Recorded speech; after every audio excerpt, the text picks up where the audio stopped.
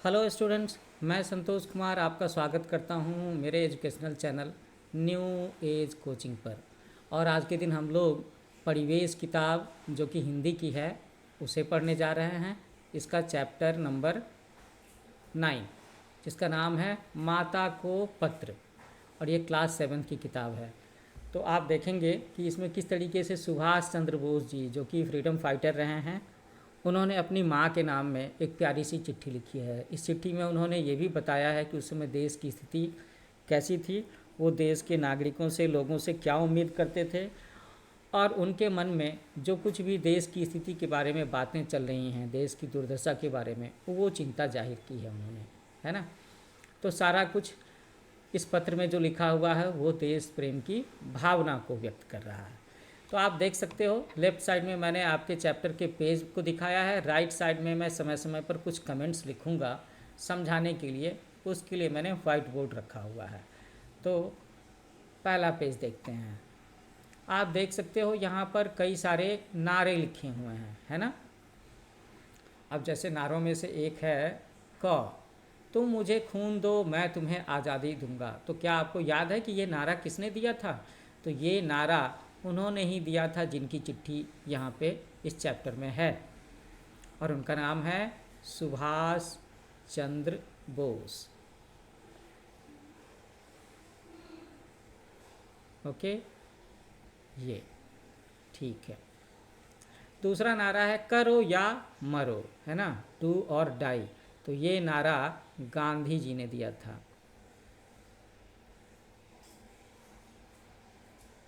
और तीसरा नारा है जय जवान जय किसान। ये नारा हमारे देश के दूसरे प्रधानमंत्री जवाहरलाल नेहरू जी के बाद में लाल बहादुर शास्त्री बने थे, उन्होंने ये नारा दिया था, लाल बहादुर शास्त्री जी ने। और ये नारा क्या था?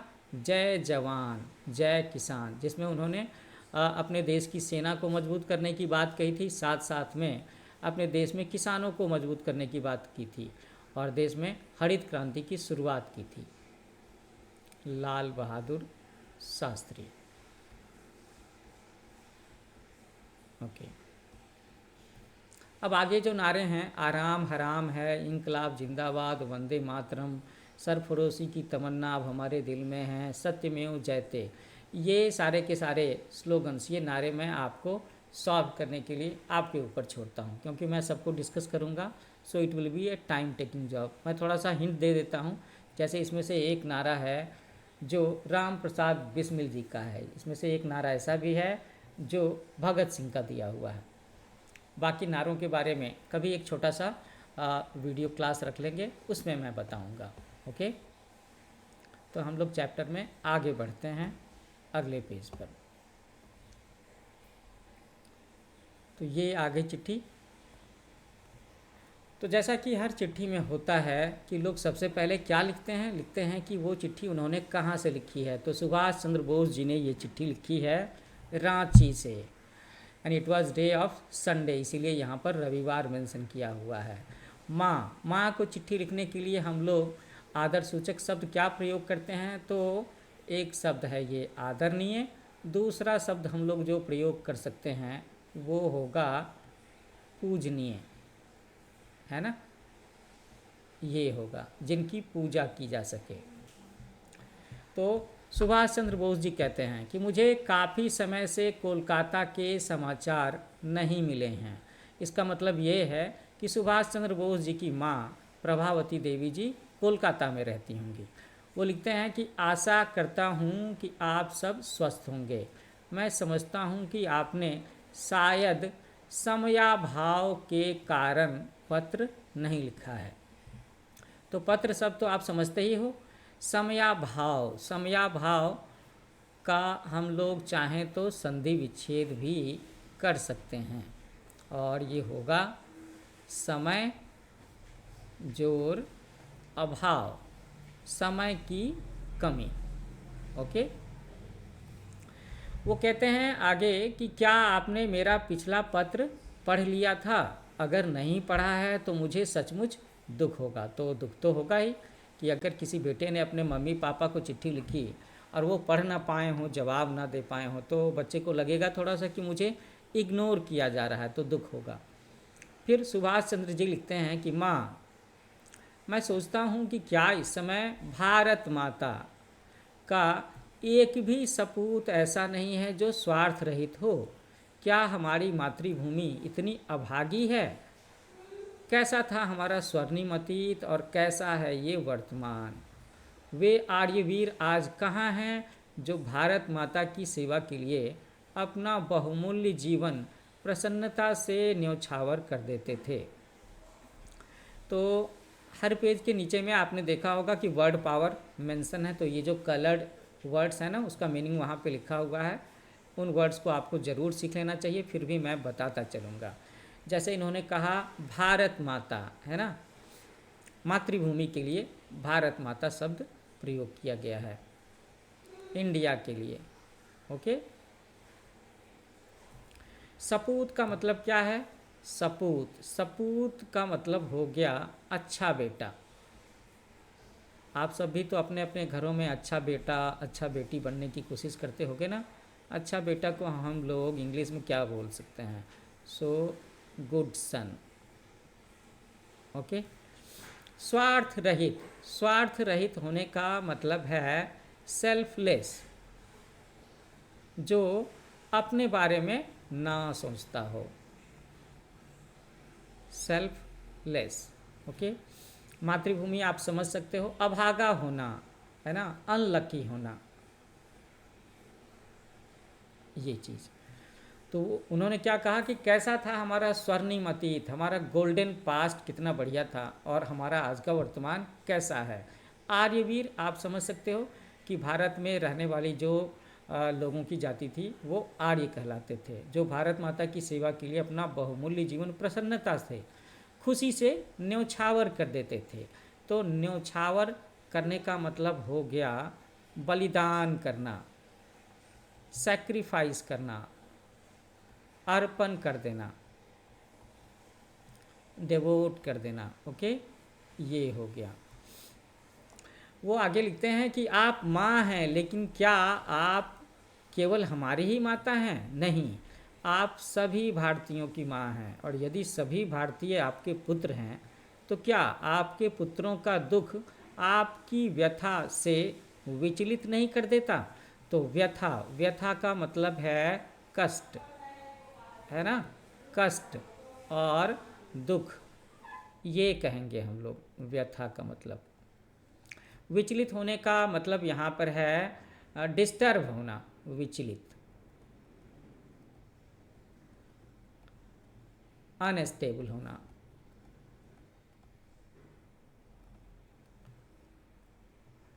डिस्टर्ब,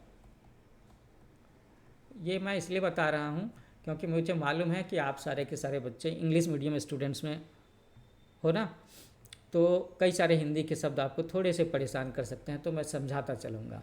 आगे वो लिखते हैं कि क्या कोई भी माता इतनी हृदय विहीन हो सकती है? हृदय विहीन, हार्टलेस। फिर क्या कारण है कि उसके बच्चों की ऐसी दुर्दशा?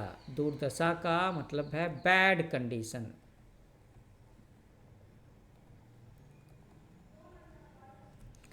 तो ऐसी दुर्दशा होते हुए भी माँ अप्रभावित बनी हुई है, अप्रभावित, जिस पर कोई प्रभाव ना पड़े।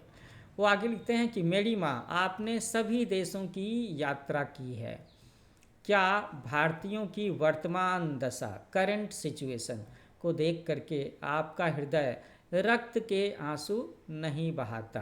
है ना। तो ये रक्त के आंसू क्या है? ये एक मुहावरा है, खून के आंसू, है ना, बहुत तकलीफ में होना। आमतौर पर जब लोग रोते हैं तो आंसू बहते हैं, पानी वाले आंसू, लेकिन यहाँ पर रक्त के आंसू की बात है, तो बहुत ज़्यादा तकलीफ होना, बहुत ज़्यादा कष्ट होना। ओके। फिर उन्होंने कहा कि माँ केवल देश की ही दुर्दशा नहीं हो रही है ना। क्या कहा उन्होंने? कि मात्र केवल देश की ही दुर्दशा नहीं हो रही है, आप देखिए कि हमारे धर्म की क्या हालत है ना। धर्म का मतलब है रिलीजन। दुर्दशा बैड कंडीशन। आप उन आर्यों की बात सोचें जिन्होंने इस धरती की शोभा बढ़ाई थी और अब उनके पतित वंशजों, है ना, पतित, तो पतित शब्द का मतलब होता है पापी,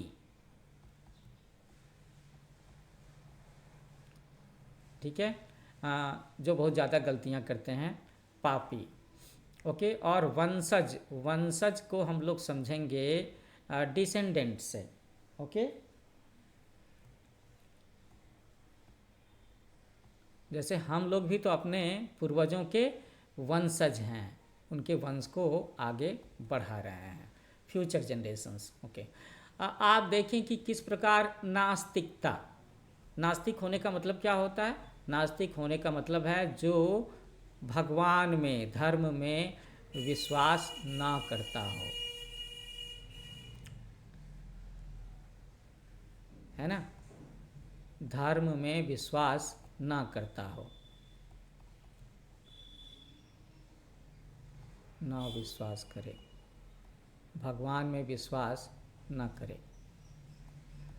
तो उन्होंने लिखा कि नास्तिकता, श्रद्धाहीनता, तो जब धर्म में विश्वास नहीं है तो भगवान के प्रति या मातृभूमि के प्रति श्रद्धा कैसे होगी, रिस्पेक्ट कैसे होगा? और अंधविश्वास का बोलबाला है। अंधविश्वास वही जो सुपरस्टिशंस होते हैं ना, जिसमें लोग कहते हैं कि अरे उसने छींक दिया तो रुक जाओ, है ना, बिल्ली आ गई तो फिर रास्ता पार ना करो, ऐसा कुछ। तो ये बातें उन्होंने कही कि किस प्रकार देश में नास्तिकता, श्रद्धाहीनता और अंधविश्वास का बोलबाला है। इसी का परिणाम, रिजल्ट है कि इतना अधिक पाप और जन जन के लिए दुख और कष्ट हो रहा है। तो ऐसी स्थिति रही होगी उस समय देश की जब इन्होंने ये चिट्ठी लिखी है। चिट्ठी में मेरे ख्याल से कहीं पर डेट भी मेंशन जरूर होगा। वो आगे लिखते हैं कि बड़े दुख की बात है, वो अफसोस जाहिर कर रहे हैं कि हम क्या थे और क्या हो गए हैं, हमारा धर्म कहाँ से कहाँ पहुँच गया है, मतलब धर्म की अवनति हो गई। माँ, इन बातों को सोच करके आपको बेचैनी नहीं होती? क्या आपके हृदय में पीड़ा से हाहाकार नहीं मच जाता? हाहाकार, है ना, तो हाहाकार का मतलब होगा कि extreme situation, extreme situation of unhappiness, उसे कहेंगे हम हाहाकार। क्या हमारा देश दिनों दिन और अधिक पतन, पतन का मतलब है फॉल, डाउनफॉल, के गर्त में गिरता जाएगा? क्या दुखिया भारत माता का कोई एक भी पुत्र नहीं है जो पूरी तरह से अपने को तिलांजलि दे करके, तिलांजलि का मतलब होता है समर्पण करना,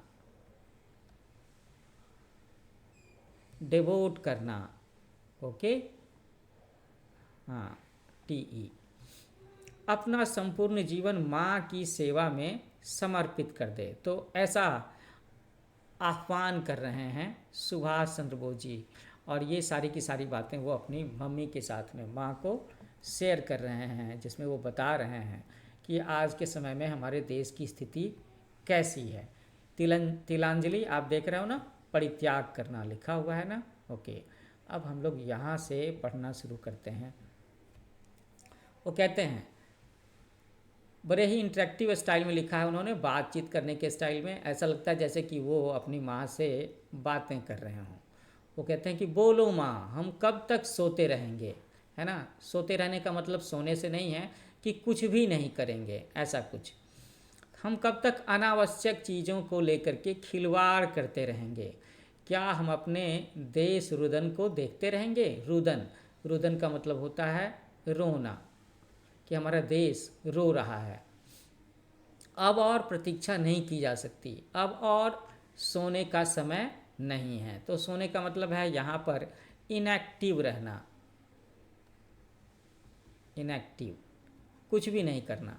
हमको अपनी जड़ता से, जड़ता का मतलब भी यहाँ पर वही है, इनएक्टिव होना, लेजी होना,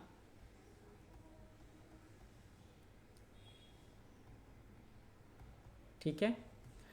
वो कहते हैं कि हमको अपनी जड़ता से जागना ही होगा, लेकिन कैसा दुर्भाग्य है, बैड लक है कि भारत माता की बहुत कम ऐसी संतानें हैं, संतान बेटे, जो आज के स्वार्थपूर्ण युग में, है ना, सेल्फिश, अपने निजी हितों की पूरी तरह से त्याग कर सकें और माँ की सेवा के लिए समर्पित हो सकें। यहाँ पर माँ का मतलब भारत माता से है,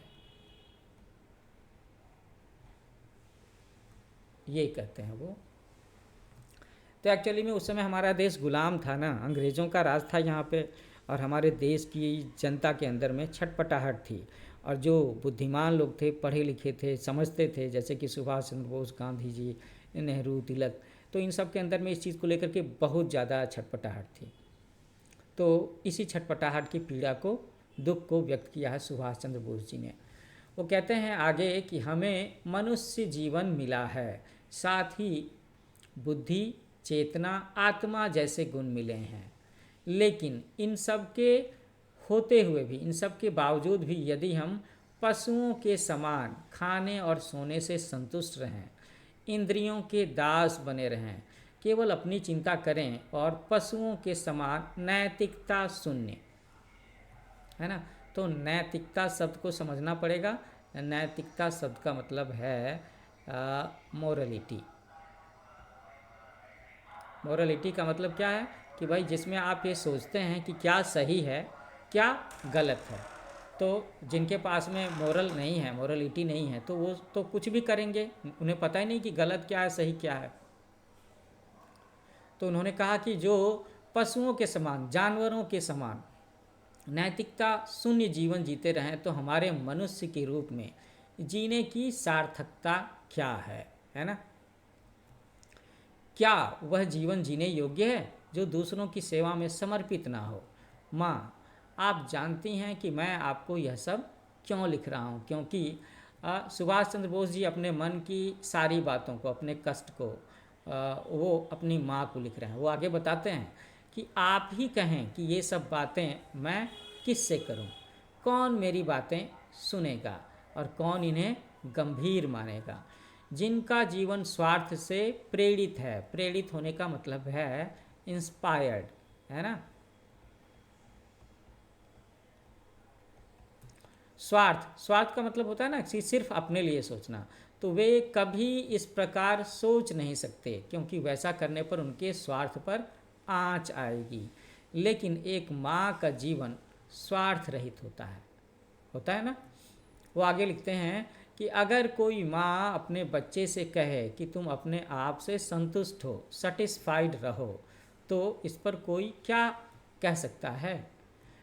ऐसा बच्चा अवश्य ही बहुत अभागा होगा, है ना, अनलक्की होगा। और ऐसे में ये निश्चित है कि आज के पापपूर्ण युग में भले आदमियों का टोटा रहेगा। टोटा शब्द भी नीचे लिखा हुआ है। टोटा का मतलब होता है कमी, इंग्लिश में समझेंगे तो शॉर्टेज, स्कार्सिटी। ओके,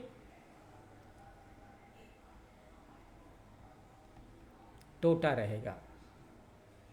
भविष्य के बारे में कोई आशा न रह जाएगी। इस स्थिति में पछतावे के सिवा कुछ हाथ न लगेगा। अगर ये बात सही है, अगर पुनरुद्धार शब्द को हम लोग ऐसे समझ सकते हैं कि रीस्ट्रक्चर करना, है ना, रिवाइव करना। कोई चीज़ जो मरने को, ख़त्म होने को है, उसे हम दोबारा जिंदा कैसे करें। तो कहते हैं कि अगर पुनरुद्धार की सभी आशाएं मिट चुकी हैं, अगर हम हाथ पर हाथ धरे बैठे रहना है और इस अधोपतन डाउनफॉल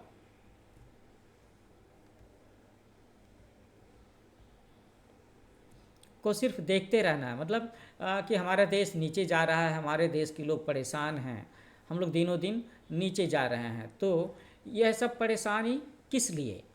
अगर मुझे जीवन में इससे अधिक कुछ नहीं प्राप्त करना है, तो मैं जीवित ही क्यों रहूं। तो सुभाष चंद्र बोस जी इतने ज़्यादा दुखी हैं देश की स्थिति से कि वो एक बार को ऐसा भी सोचते हैं कि अगर हमारे देश के लोग देश की स्थिति को सुधारने के लिए, सुधारने का पहला लक्ष्य क्या था कि देश को अंग्रेज़ों से आज़ाद कराने के लिए कि कोई एक्टिव नहीं हो रहा है, कोई सच्चा प्रयास नहीं कर रहा है, कोई सेक्रीफाइस करने को तैयार नहीं है। तो इसको लेकर के इनके मन में बहुत दुख है और वो कहते हैं कि मुझसे तो ये सब कुछ ऐसे नहीं देखा जाएगा, और अगर मुझे जीवन में कुछ और नहीं करना है और मैं देश को सही स्थिति में लाने के लिए, अंग्रेज़ों से आज़ाद करने के लिए कुछ खास प्रयास नहीं कर पाता हूँ, तो मैं जीवित ही क्यों रहूँ।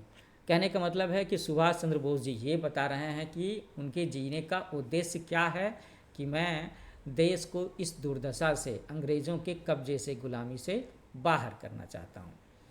फिर वो आखिरी हिस्से में जहाँ पर हम किसी भी लेटर को समअप करते हैं, कंक्लूड करते हैं, वो कहते हैं माँ से कि मेरी प्रभु से प्रार्थना है कि मैं संपूर्ण जीवन दूसरों की सहायता में बिता सकूं। तो ये बहुत बड़ी बात है, ये बहुत इम्पॉर्टेंट लाइन है। इसके बारे में आपके एग्जाम्स में क्वेश्चन भी पूछे जा सकते हैं कि आखिर सुभाष चंद्र बोस जी की इच्छा क्या थी, वो भगवान से क्या प्रार्थना करते थे। तो ये प्रार्थना थी कि वो चाहते थे कि सारा का सारा जीवन दूसरों की सहायता में बिता सकें, है ना।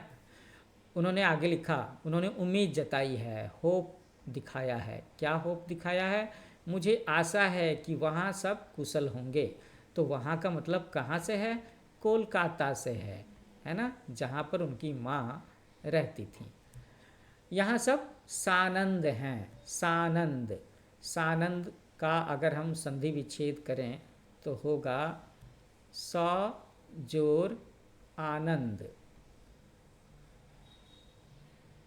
इसका अर्थ होता है आनंद के साथ। ओके। फिर वो कहते हैं कि मेरे पास में यहाँ सब खुशी से हैं, कृपया मेरा प्रणाम स्वीकार करें और इस पत्र का उत्तर अवश्य ही दें। सदैव आपका पुत्र सुभाष। इसके साथ में उन्होंने इस लेटर को यहाँ पर ख़त्म किया है। तो स्टूडेंट्स, कैसी लगी ये चिट्ठी? सुभाष चंद्र बोस जी की लिखी हुई ये चिट्ठी जो उन्होंने अपने माँ के नाम लिखी है। तो हर महान आदमी की चिट्ठियाँ अगर कहीं ना कहीं डॉक्यूमेंट के रूप में, किताब के रूप में अवेलेबल हो तो हमें पढ़ना चाहिए। उससे हम लोग दो चीज़ें सीख सकते हैं कि भाई उनकी भाषा कैसी है, शैली कैसी है, और इसके साथ साथ में हम लोग उस समय हमारे देश की क्या स्थिति थी, ये भी चीज़ जान सकते हैं। ओके। आखिर में यहाँ पर सुभाष चंद्र बोस जी का परिचय है, छोटा सा, वो पढ़ देता हूँ कि सुभाष चंद्र बोस का जन्म 23 जनवरी 1897 में उड़ीसा, कटक के एक संपन्न बंगाली परिवार में हुआ था। सो ही वॉज ए बंगाली। इनके पिता का नाम जानकी नाथ बोस और माँ का नाम प्रभावती था, जिनके नाम इन्होंने ये चिट्ठी लिखी है। इन्होंने 1943 में आज़ाद हिंद फौज का गठन किया था और तभी नारा दिया था उन्होंने कि तुम मुझे खून दो, मैं तुम्हें आज़ादी दूंगा। वो अंग्रेज़ों से लड़ाई लड़ करके देश को गुलामी से आज़ाद करने में विश्वास रखते थे, है ना। पहले वो कांग्रेस में भी रह चुके थे और कहते हैं कि वो कांग्रेस में गरम दल के नेता थे और वो कांग्रेस में बहुत ज़्यादा पॉपुलर थे। वो जवाहरलाल नेहरू से भी पॉपुलर थे और वो बहुत पढ़े लिखे भी थे। उन्होंने उस समय ICS का एग्जामिनेशन पास किया हुआ था, है ना। जो आजकल के समय में सिविल सर्विसेज होता है ना, तो ये एग्ज़ाम उन्होंने इंग्लैंड जा कर के पास किया हुआ था। तो वो पढ़ने में इतने इंटेलिजेंट थे। उन्होंने अंग्रेज़ों के खिलाफ युद्ध का ऐलान किया था। उनका प्रसिद्ध नारा था कि तुम मुझे खून दो, मैं तुम्हें आज़ादी दो। इसका मतलब है कि अगर आप देश के लिए मरने मिटने को तैयार हैं, जान देने को तैयार हैं, तो आप मेरे साथ शामिल हो जाओ, मेरी सेना में आओ, मैं अंग्रेज़ों से लड़ करके आपको आज़ादी दिलाने की पूरी कोशिश करूँगा। और कहते हैं कि 18 अगस्त 1945 को जब वो हवाई जहाज़ से जा रहे थे तो ताइवान के पास में एक्सीडेंट हो गया और उनका हवाई जहाज़ क्रैश कर गया, उसमें मृत्यु हो गई। हालांकि इसके बारे में थोड़ा सा डाउट भी है। कई लोग कहते हैं कि वो गुमनामी बाबा के नाम से बाद में कहीं कहीं पर दिखे हैं, कहीं कहीं पर रहे हैं। हालांकि इसके बारे में सही सही हमारे पास में टेस्टिमोनियल्स अवेलेबल नहीं हैं। यहाँ पर दो मुहावरे भी हम लोग देख रहे हैं। हाथ न लगना, प्राप्त न होना, हाथ पर हाथ धर करके बैठना, भाग्य के सहारे बैठना।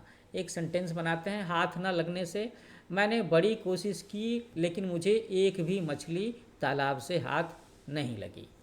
हाथ पर हाथ धर करके बैठना, इसका एग्जाम्पल होगा कि मोहन का रिजल्ट खराब आया था फिर भी वो हाथ पर हाथ धरे बैठा है। समझ सकते हो ना कि अगर वो भाग्य के सहारे बैठे रहेगा तो एग्ज़ाम में क्वालिफाई कैसे करेगा। चलो, तो इसके साथ में ही ये चैप्टर यहाँ पर ख़त्म होने वाला है। जाने से पहले मैं एक ख़ास बात बता देता हूँ कि ये जो वीडियो मैंने बनाया है ये ऑन डिमांड वीडियो है, ऑन रिक्वेस्ट है। मेरे यूट्यूब चैनल पर एक स्टूडेंट ने अपनी रिक्वेस्ट रखी थी तो मुझे उस स्टूडेंट का ख्याल आ गया कि चलो मैं उसकी हेल्प करता हूँ, इसीलिए मैंने उसके लिए ये चैप्टर रिकॉर्ड करके अपलोड किया है। अभी मुझे इसका सॉल्यूशंस भी देना है और इसके आगे एक चैप्टर भी देने हैं। जाने से पहले मैं एक बार आपको याद दिलाना चाहूँगा कि मेरा चैनल है न्यू एज कोचिंग। आप इस चैनल को लाइक करो, शेयर करो, सब्सक्राइब करो। अगर अभी तक सब्सक्राइब नहीं किया है तो तुरंत सब्सक्राइब करो, है ना। न्यू एज कोचिंग ऐसे, ठीक है। इस पर आपको आपके चैप्टर्स के सॉल्यूशंस मिलेंगे, एक्सप्लेनेशंस मिलेंगे। थोड़े दिनों में मैं करंट अफेयर्स, जनरल नॉलेज के फैक्ट्स वगैरह भी लेकर के आ रहा हूँ। इस पर काफ़ी सारी स्टोरीज भी हैं, है ना, बायोग्राफी भी हैं महान महान लोगों की। थोड़े दिनों में मैं साइंस एक्सपेरिमेंट्स भी लेकर के आऊँगा। तो thank you for listening, thank you for watching, happy learning with new age coaching. मिलते हैं नए चैप्टर के साथ में नए वीडियो में।